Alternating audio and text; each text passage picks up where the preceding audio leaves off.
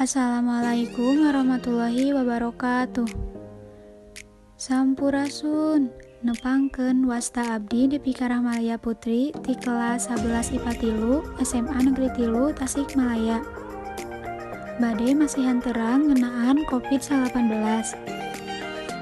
Naon sih nu dimaksud COVID-19? Virus corona anu disebut oge COVID-19 mangrupakeun virus anu nyerang pernapasan manusia. Aya oge gejala-gejala infeksi virus corona diantarana flu, batuk, muriang.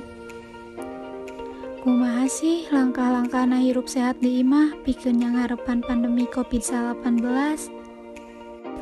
Kahiji, kedah rutin wawasu panangan nganggo sabun sareng cai sateu acan atanapi saatos ngalakukeun kagiatan anu di bumi atanapi anu di luar bumi.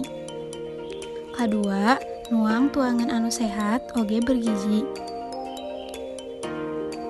Katilu, kedah nganggo masker upami ka luar bumi, tapi langkung saena mah calik di bumi teu kenging angkat ka mana wae.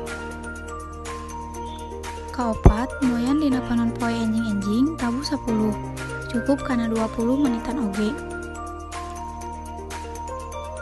Kalima, tong hilap lobakeun istirahat. Bobo kudu teratur, teu kenging begadang. Tah aya oge metode 5 cara anu efektif singkatan tina wuhan. W. Wasu panangan sing bersih. U. Ulah hilap nganggo masker. H. Hanet salira teras diparios. A. Awas ulah ruang riung. N. Ngusap rarai ku panangan anu bersih.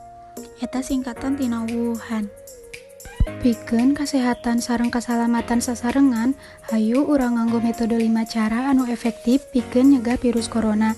Rupina sakitu nu tiasa didugikeun mugia aya manfaatna. Hatur nuhun.